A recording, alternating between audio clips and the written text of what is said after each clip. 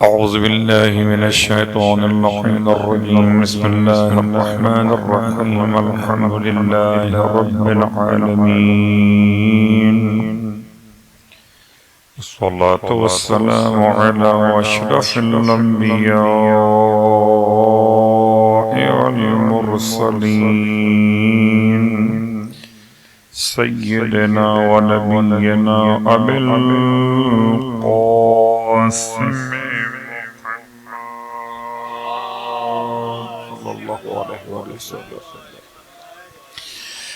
وعلى أهل بيته الطيبين الطاهرين واللعنة الدائمة على أعدائهم أجمعين أما بعد فقد قال الله تبارك وتعالى في كلامه الحميد وفرقانه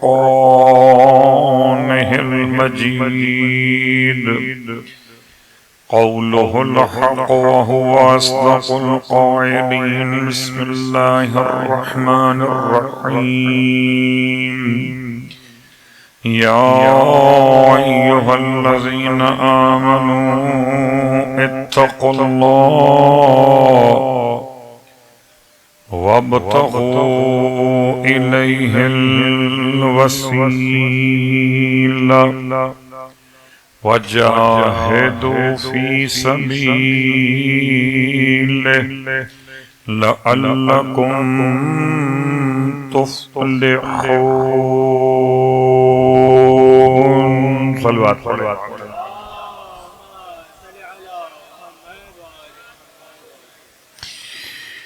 تمام تعریفیں اس خدا کے لیے جسے عباس اپنا خدا کہتے ہیں، اور تمام ہدیہ درود و سلام اس عباس کے لیے جسے خدا اپنا عباس کہتا ہے۔ الحمدللہ الذی جعلنا من المتمسکین بالقرآن العظیم وجعلنا من المتمسکین بولایت علی بن ابی طالب علیہ السلام۔ اللہم صلی اللہ علیہ وسلم۔ عظم اللہ اجورنا و اجورکم بمصابنا بالعباس علیہ السلام، وجعلنا وإياكم إن شاء الله من الطالبين بسأره مقوليه الإمام المهدي من آل محمد عليهم السلام۔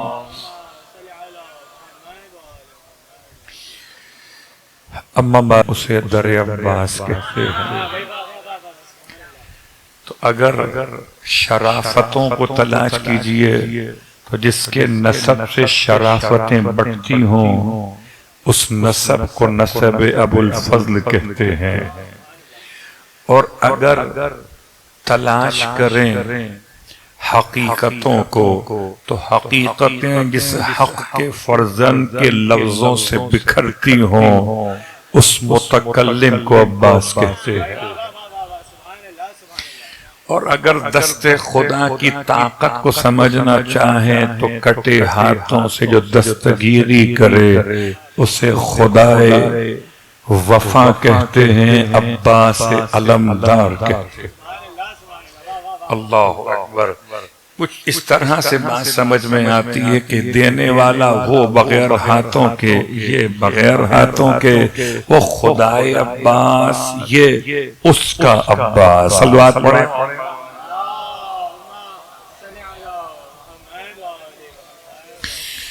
سامعین گرامی قدر، آپ کی خدمت مقدس میں توسل کے ساتھ، اس یقین کے ساتھ کہ آج کے دور میں اگر کوئی امام زمان کے ہوتے ہوئے مولا عباس سے توسل کرے تو کیا ہونا چاہیے؟ سوال ہے ظاہر کہ حجت خدا امام زمان ہے، اور امام زمان کے ہوتے ہوئے اگر کوئی ابو الفضل عباس سے توسل کرے تو کیا امام اس سے راضی ہیں؟ تو آئیے آپ کی خدمت میں اشارے مکمل کروں کہ نجف سے ہجرت کرنے والے ایک صاحب علم جو قم میں قیام پذیر رہے اور مسلسل مسجد جمکران جاتے تھے. جمکران تو آپ جانتے ہیں کہ مسجد امام زمان کے نام سے معروف. تو وہاں بیٹھ کر ایک پریشانی میں توسل کیا حضرت ابو الفضل عباس سے. پھر بعد میں یہ احساس ہوا کہ شاید میں نے حجت خدا کو چھوڑ کر حضرت ابو الفضل سے توسل کیا ہے. خدا معلوم صحیح کیا ہے یا مجھے ایسا نہیں کرنا چاہیے تھا. اللہ اکبر. عباس سے توسل کیا تو غلط کہاں کیا؟ کیوں پریشان ہو گئے؟ ہم تمہیں طریقہ بتا دیتے ہیں. جب کوئی مشکل ہو تو ایک طریقہ جو آپ کے درمیان ہے وہ آپ کے ہمارے علماء کا دیا ہوا. امام زمان نے حضرت عباس سے توسل کا طریقہ عطا فرمایا. کہیں تو پڑھوں صلوات پڑھیں محمد.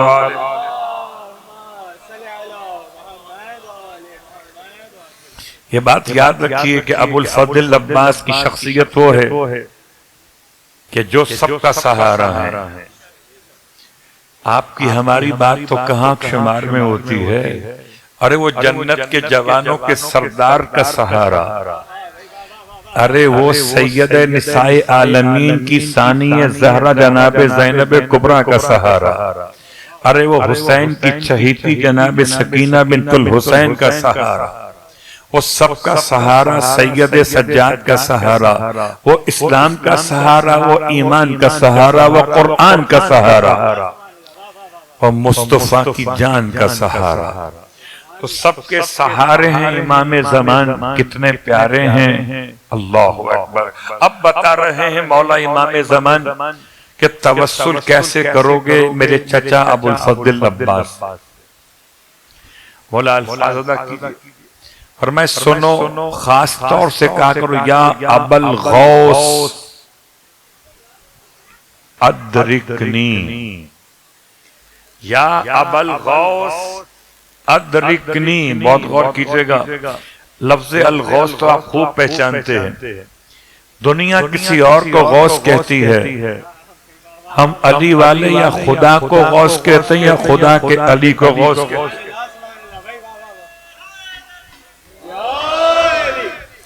اب یہ اپنے مقام پر القابات بانٹنے کا مسئلہ تو ایسے ملا ہے کہ سب کو اعظم بنا دیا. صلوات پڑھے محمد. اب میں کیا جملے استعمال کروں؟ یہ بھی اعظم ہے، وہ بھی اعظم ہے، وہ بھی اعظم ہے، سارے اعظم ہیں تو عظیم کون ہے؟ تو لفظ غوث فریاد رس، جو فریاد کو پہنچے اسے غوث کہتے ہیں. اور امام فرماتے ہیں میرے چچا کو یاد کرو یہ کہہ کر کہ یا ابا الغوث. اللہ اکبر. تو کیا امام زمان کی ہے؟ یہ اپنے بات یہ محفوظ رکھیے کہ پروردگار عالم نے پورے قرآن میں ایک سورہ رکھا ہے، اس کا نام ہی دسترخوان ہے، المائدہ. اب میں جملہ خدمت میں عرض کروں، آج کی جدید عربی میں سفرہ دسترخوان کو کہتے ہیں، اور آج کی جدید عربی میں المائدہ کہتے ہیں بڑی تھال کو. جب کبھی نیاز کھانے کا انداز ایسا ہو تو سمجھ میں آ جائے کہ سفرہ یہاں کے لوگوں کے لیے، مائدہ وہاں کے لوگوں کے لیے. تو سورہ مائدہ کی آیت نمبر 35 سب کو زبانی یاد ہے. یہ فرش ازا کی اتنی برکت ہے، اتنی برکت ہے. لوگ ہم سے کہتے ہیں کہ تم قرآن کیوں نہیں پڑھتے؟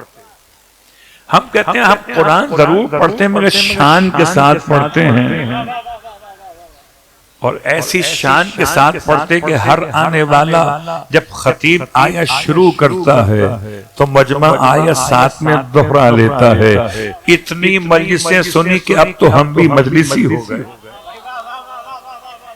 یا ایھا الذین آمنوا اتقوا اللہ وابتغوا الیہ الوسیلہ وجاہدوا فی سبیلہ لعلکم تفلحون. آیت واضح ہو گئی. ترجمہ پیش کرتا ہوں. خادم حقیر ابن حقیر کو، تو کیا خدا کو عربی نہیں آتی ہوگی؟ وہ یا ایھا الذین اسلموا کہہ سکتا تھا، اے اسلام لانے والوں.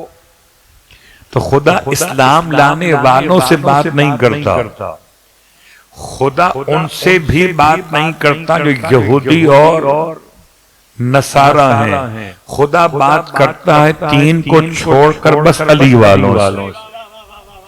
نہ یہود سے مخاطب ہے، نہ نصارہ سے مخاطب ہے، نہ عموم امت سے مخاطب ہے. وہ تو ان سے مخاطب ہے جو علی کے مخاطب ہیں. صلوات پڑھے محمد وآلہ. زندہ باد، زندہ باد، زندہ باد، مردہ آباد، مردہ آباد.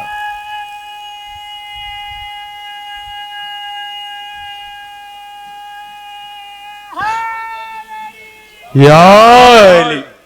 تو عزیزان گرامی قدر بڑا سلامت رکھے، خوش رہیں، آباد رہیں کہ حسینیت کا نعرہ تو اتنا بلند ہے کہ اب تو صرف ہم ہی نہیں کہتے، وہ بھی کہتے ہیں کہ حسینی ایسے ہوتے ہیں.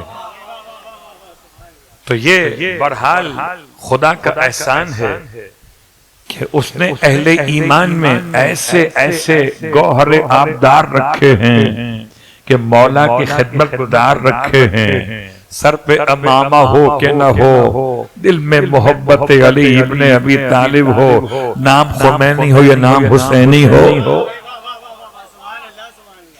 تو مولا کی اطاعت گزاروں کی بات، مولا کے چاہنے والوں کی بات، مولا سے محبت کرنے والوں کی بات، مولا پر جان قربان کرنے والوں کی بات، مولا کی پہچان اس تمام تر اہل ایمان کا سر بلند کرنے والوں کی بات. اللہ اکبر. یہ سب کے سب غلامان آل محمد ہیں، اور غلاموں کی شان یہی ہے کہ مولا سے منسوب ہو جاتے ہیں.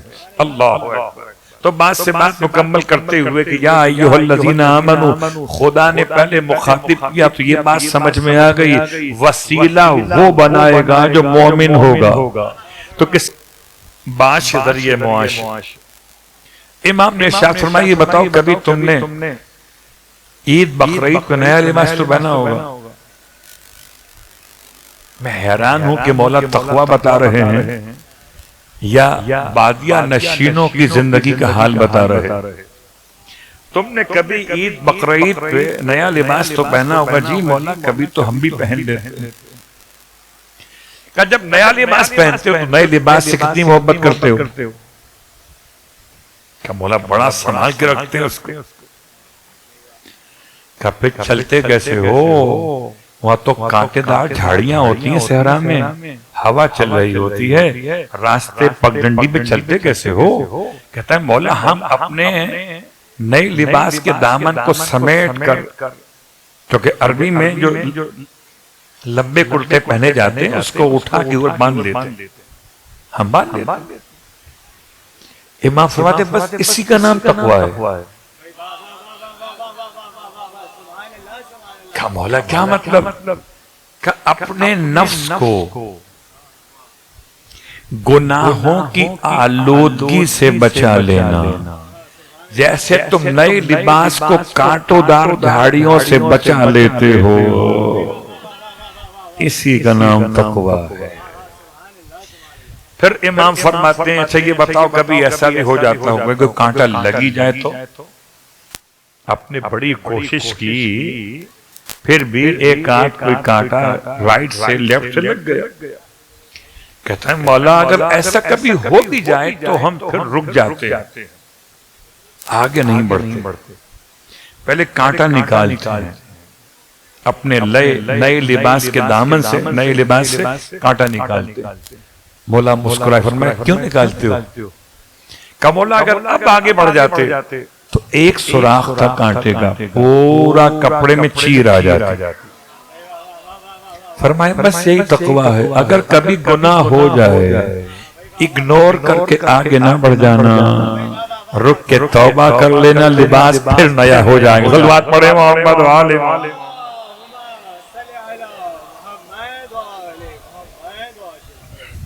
ہو گیا آسان. یا ایھا الذین آمنوا اتقوا اللہ. جب یہ تقوی سمجھ میں آئے گا تب بات آگے بڑھے گی نا. وابتغوا الیہ الوسیلہ. اب خدا کہتا ہے مومن اور متقی تم دونوں، جو مومن بھی متقی بھی، اب تم لوگ خدا کی طرف وسیلہ تلاش کرو. اللہ اکبر. اب سب کے اذہان عالیہ میں وسیلے کے معنی محفوظ ہیں. وسیلہ ایک شے کو دوسری شے سے جوڑنے کا، ملانے کا نام ہے. اس گھر میں مجھے یاد پڑتا ہے کہ میں جب کھانا کھاتا ہوں تو مطلب دسترخوان مولا کی نیاز تو اوپر کی منزل میں بٹھاتے ہیں مجھے، ایسے ہی ہے. تو اوپر جانے کے لیے اسٹیئرز بنے ہوئے، میں نیچے ہوں، کھانا اوپر ہے. اب جو مجھے نیچے سے اوپر تک ملائے گا وہ وسیلہ ہوگا. میں نے چاہا کہ میں مثال بھی دوں تو آپ کے سامنے صلوات پڑھے محمد وآل محمد. جو مجھے زمین سے فرسٹ فلور تک پہنچائے گا وہ کیا ہے کا وسیلہ. وسیلے کی پہچان کیا ہے؟ کہ پہچان یہ کہ زمین سے بھی ملا ہوا ہے اور چھت سے بھی ملا ہوا ہے. اگر چھت سے نہ ملا ہوا ہو تو کسی کام کا نہیں، اور اگر زمین سے ملا ہوا نہ ہو تو کسی کام کا نہیں. اب مجھے بتائیں ایمانداری سے، یہ اسٹیئرز میں اپنے ساتھ لایا تھا؟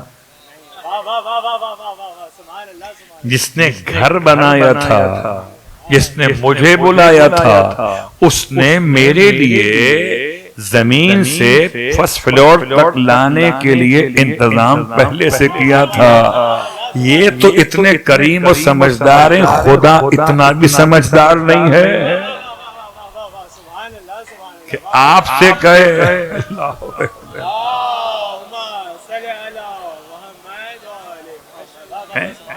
یہ کریم میزبان تو اتنے سمجھدار ہیں کہ انہیں پتا کہ اگر مہمان کو بلایا ہے تو اوپر کیسے آئے گا مہمان.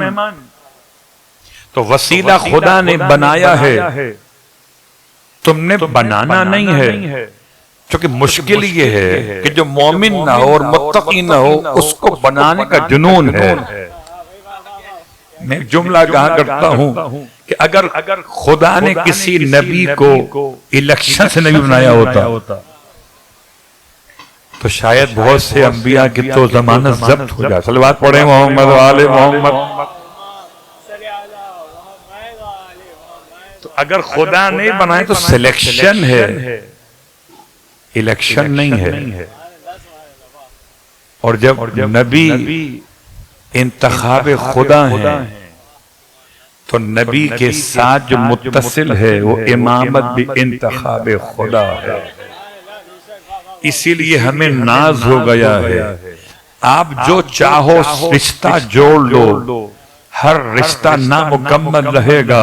ایک ہی طبقہ فکر ہے، اس کا رشتہ یہاں سے خدا تک جڑا ہوا. 12ویں سے ختمیہ مرتبہ تک، ختمیہ مرتبہ سے آدم تک، آدم سے جبرائیل تک، جبرائیل سے خدا تک. اللہ اکبر. تو وسیلہ بات کو سمیٹتے ہوئے پیغمبر ختمیہ مرتبہ صلی اللہ علیہ وآلہ وسلم. اب علماء اہل سنت میں اختلاف ہوا کہ وسیلہ تو ہیں لیکن آپ کی دعا وسیلہ ہے، آپ کی ذات وسیلہ نہیں ہے. دعا وسیلہ ہے، ذات وسیلہ نہیں ہے. دعا وسیلہ کیوں ہے؟ کہ سورہ منافقون کے اندر ہے. وَإِذَا قِيلَ لَهُمْ تَعَالَوْا يَسْتَغْفِرْ لَكُمْ رَسُولُ اللَّهِ لَوَوْا رُءُوسَهُمْ. یا سورہ نساء کے اندر ہے وَلَوْ أَنَّهُمْ إِذْ ظَلَمُوا أَنفُسَهُمْ جَاءُوكَ فَاسْتَغْفِرُوا اللَّهَ وَاسْتَغْفَرَ لَهُمُ الرَّسُولُ لَوَجَدُوا اللَّهَ تَوَّابًا رَحِيمًا. پیغمبر کی ذات وسیلہ کیسے کہ بھی قرآن کے اندر ہے. وہ کیا ہے؟ بہت مشہور آیت سورہ انفال کی. صلوات پڑھیں محمد وآل محمد. وَمَا كَانَ اللَّهُ لِيُعَذِّبَهُمْ وَأَنْتَ فِيهِمْ، حبیب خدا ان پر کبھی عذاب نازل نہیں کرے گا جب تک تم ان کے اندر موجود ہو۔ تو جیسے دعائے محمد وسیلہ، ایسے ذات محمد وسیلہ۔ اللہ اکبر۔ اور عجیب بات ہے، وسیلے کا انکار ایک طرف، پیغمبر کے عصا سے پیار ایک طرف۔ امام جعفر صادق علیہ السلام کی بارگاہ مقدس اور امام ہاتھ میں عصا لیے ہوئے، تو جسے سرکار نے امام بنایا تھا، اس سرکاری امام نے ازراہ مزاح کہہ لیجئے، تفنن کہہ لیجئے، جملہ کہہ دیا ابا عبداللہ، آپ اتنا جلدی بوڑھے ہو گئے کہ ہاتھ میں عصا آ گیا۔ امام نے فرمایا یہ ہاتھ میں جو عصا ہے یہ بڑھاپے کی بنیاد پہ نہیں ہے، یہ پیغمبر کا عصا ہے۔ جب پیغمبر کا نام سنا تو جلدی سے جھپٹے کہ اپنے آستین کے کپڑے کو ہٹائیے، اپنی آبا کو ہٹائیے، اپنے ہاتھ کو ہٹائیے، میں اس کو چومنا چاہتا ہوں۔ پیغمبر کے ہاتھ کا عصا چومنا چاہتے ہیں، پیغمبر کی آل کو نہیں چومنا چاہتے۔ امام فرماتے ہیں یہ میرا ہاتھ جو ہے، امام فرما رہے میرا ہاتھ جو ہے یہ پیغمبر کا گوشت، یہ پیغمبر کا خون ہے، یہ پیغمبر کی کھال ہے۔ یہ سمجھ میں نہیں آئی تو میں سمجھتا ہوں کہ واقعی اپنا اپنا مسئلہ ہے۔ کسی کو بال ملے چومنے کے لیے، کسی کو آل کے نام ملے چومنے کے لیے۔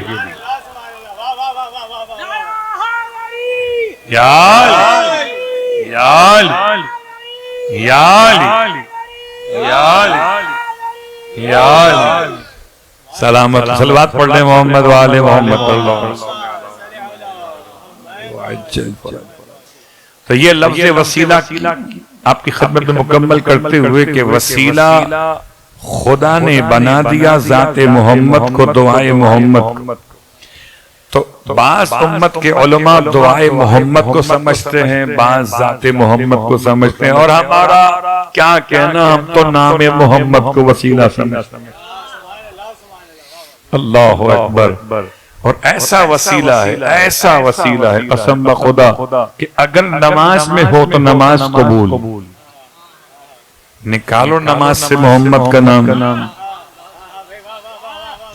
تمہیں بڑا ناز تھا نا کہ تمہاری نماز وسیلہ ہے، تمہاری نماز بغیر وسیلے نام محمد کے نہیں، تو پھر کس نماز سے خدا تک راستہ اپنا قائم کرو گے؟ تمہیں نماز آتی کہاں تھی؟ پیغمبر کی نقل اتاری تو نماز ہو گئی، صدقہ خدا نے اتارا تو رزق ہو گیا، اور تم نے نقل اتاری تمہاری نماز ہو گئی۔ اللہ اکبر۔ بس عزیزان گرامی آخری جملہ اس آیت کا گفتگو تمام کرتا ہوں، وَجَاهِدُوا فِي سَبِيلِهِ، اور اللہ کی راہ میں جہاد کرو۔ اس کا مطلب ہے کہ جب کوئی وسیلہ اختیار کرے گا خدا کا بنایا ہوا، اس کا راستہ اتنا مشکل ہو جائے گا، اسے جہاد کرنا پڑے گا۔ شروع ایمان سے ہوا، آگے تقوی تک پہنچا، پھر وسیلہ سمجھ میں آیا، اور جب وسیلہ سمجھ میں آیا تو اب سمجھ میں آیا جب تک پیغمبر نماز بتا رہے تھے خوف نہیں تھا، جب تک روزہ بتایا خوف نہیں تھا، جب تک زکوٰۃ بتائی خوف نہیں تھا، جب تک حج بتایا خوف نہیں تھا، اور جب ولایت کے اعلان کا وقت ہے وَاللَّهُ يَعْصِمُكَ مِنَ النَّاسِ، اللہ تمہیں انسانوں کے شر سے بچائے گا، جنوں کے شر سے نہیں۔ اللہ اکبر۔ میں کیا کروں، ناس انسان کو ہی تو کہتے ہیں، اب کوئی ناس الناس ہو یا ستیہ ناس، صلوات پڑھیں۔ ناس تو ناس کسے کہتے ہیں؟ اللهم صل على محمد وآل محمد وعجل وجاہد فی سبیلہ. اب کہا قرآن نے کہ تم اللہ کی راہ میں جہاد کرو لعلکم تفلحون، شاید کہ تم کامیاب ہو جاؤ. اللہ اکبر. گفتگو تمام ہو رہی ہے. لفظ شاید کیوں آیا؟ اس کی تفصیل کا وقت تو نہیں ہے. یہ شاید خدا کے لیے نہیں آیا، یہ خدائی کے لیے آیا. اس لیے کہ ہو سکتا ہے کوئی ہو بڑا نیک، کہیں مال بگاڑ دے، کہیں اولاد بگاڑ دے. کہیں مال بگاڑ دے اور کہیں اولاد بگاڑ دے. دونوں کی مثالیں موجود مگر وقت نہیں ہے. ایک بات یاد رکھیں، خدا سے ہمیشہ مانگیں کہ مال ہو وہ جو علی سے ملا دے، اولاد وہ ہو جو حسین سے ملا دے. کہ تولا میں تبرہ میں ہم حسینی بھی ہوں اور حیدری بھی ہوں. فرش عزا پر یہ دونوں کب ہو سکتے ہیں؟ جب عباس کے چاہنے والے ہوں. اس لیے کہ حضرت ابو الفضل ہیں امیر المومنین کی دعاؤں کا خلاصہ. ویسے تو مولا کائنات نے کبھی خدا سے کچھ نہ مانگا، مانگا تو عباس مانگا. اور خدا نے بھی ایسا عطا کیا، قسم بخدا ایسا کسی باپ کو بیٹا عطا نہ ہوا جیسا علی کو عباس کی شکل میں عطا ہوا. ایک مرتبہ حضرت عباس اپنے صحن خانہ میں ٹہل رہے تھے اور امیر المومنین حضرت ام البنین سے فرما رہے تھے کہ ام البنین جانتی ہو حقیقی مسرت کسے کہتے ہیں؟ اللہ اکبر. تو عرض کرنے لگی کہ مولا آپ بہتر جانتے ہیں. فرمایا جس گھر میں علم اور شجاعت اور وفا اور کی تصویر زندہ موجود ہو. یعنی امیر المومنین چہرے ابو الفضل عباس کو دیکھ کر یہ جملہ فرما حقیقی مسرت ہیں عباس، آنکھوں کی ٹھنڈک ہے علی کے لیے عباس. اللہ اکبر. اور اس سے بڑھ کر جملہ آپ کی خدمت میں کیا ادا کیا جائے کہ ہم اور آپ کیا سلام کریں گے ابو الفضل کو جب مادر حسین نے سلام بھیجا تھا ابو الفضل کو. اور سلام کس کے ہاتھ سے بھیجا؟ جناب ثانیہ زہرا کے ہاتھوں سے. فرماتے تھیں سیدہ اے بیٹی بھول نہ جانا، خدا ایک دن تیرے گھر میں، تیرے بابا کے گھر میں تیرا بھائی عطا کرے گا. تیرے بابا کے گھر بیٹا پیدا ہوگا، نام عباس رکھا جائے گا. اے زینب اپنے بھائی کو کہنا کہ اماں زہرا نے سلام کہا تھا.